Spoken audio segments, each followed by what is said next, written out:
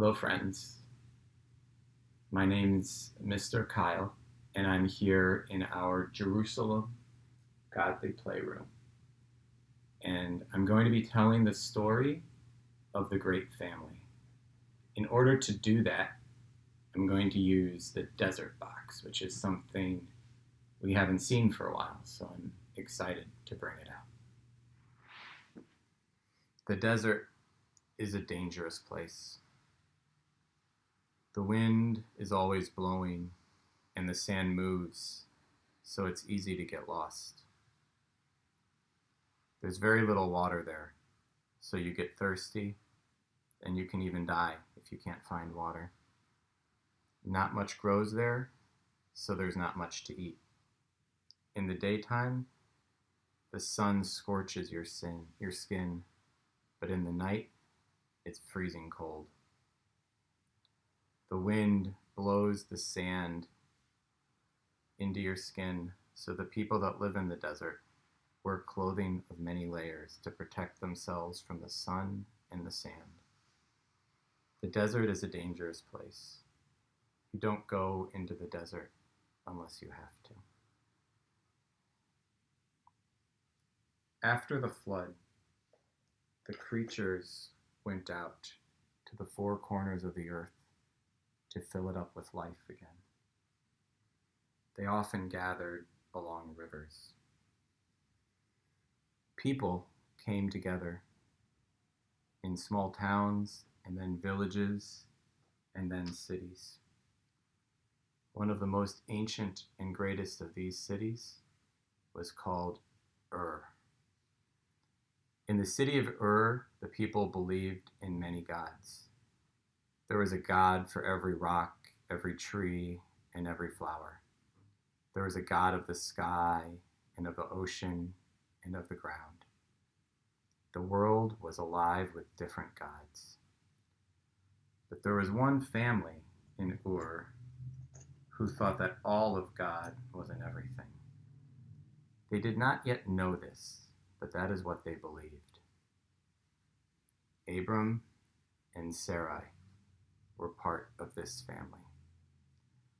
When the time came for them to move to Haran, to a new place, they wondered if God would be there and what it would be like.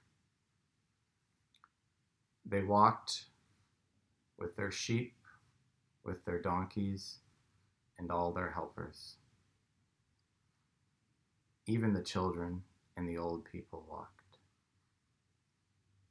At night, they camped in tents, and during the day, they walked along the banks of the Euphrates River.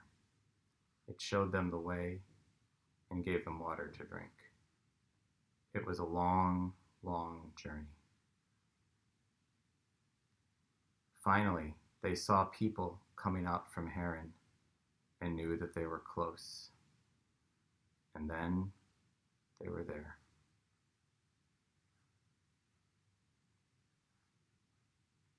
Sometimes Abram would go out into the desert, and there he would come so close to God, and God would come so close to him that he knew what God was telling him.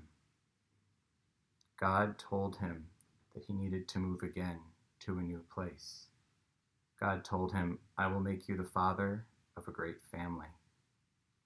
You will be blessed, and you will be a blessing to others."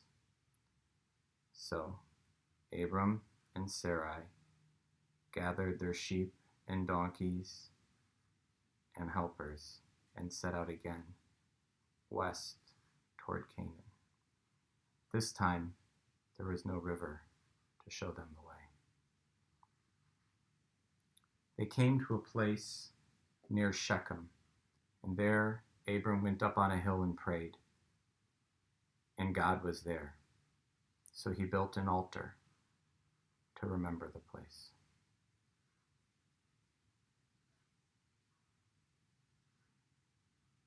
They came again to a place near Bethel. Abram prayed, and God was there too. God was not just here or there. All of God was everywhere. So Abram built an altar again to remember the place. And then, finally, their journey was at an end.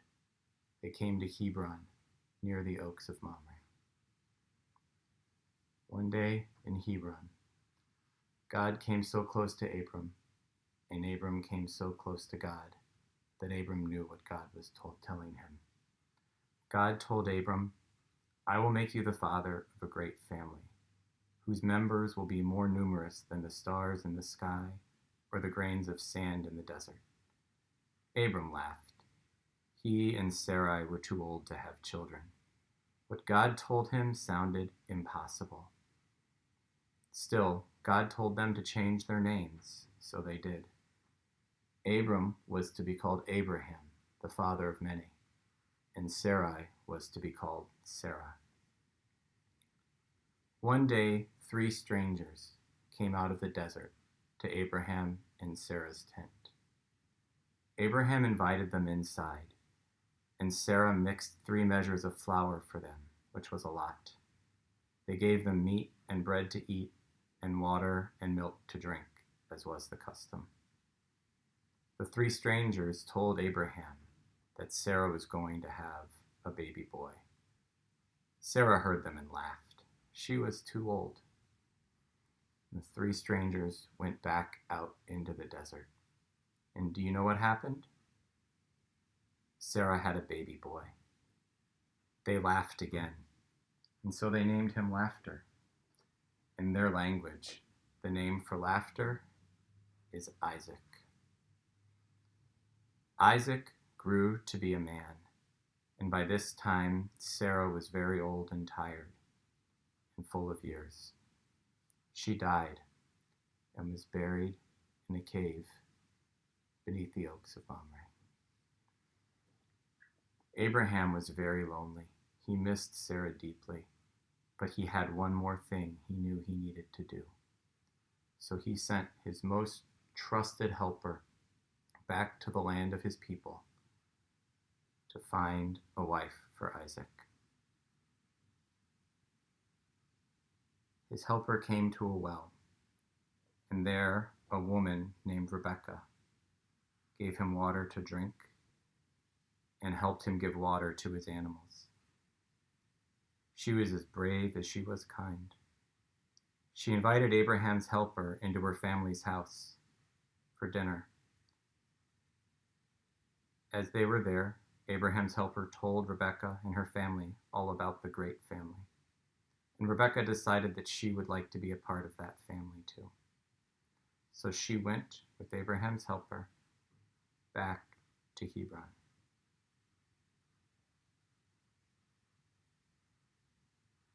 Isaac was watching and saw them coming and went out to meet them. And then they were married. By now, Abraham was very old and full of years. He died and was buried next to Sarah in the caves beneath the oaks of Mamre. And then Isaac and Rebekah had children, and their children had children, and their children's children had children. This kept on happening for many years, until your grandparents had your parents, and then your parents had you. And now we are all members of that great family, whose members are more than the stars in the sky or the grains of sand in the desert. Now I wonder what work you'll do this week with this story. And I invite you on Sunday to join Pastor Alyssa to do some more wondering about this story then.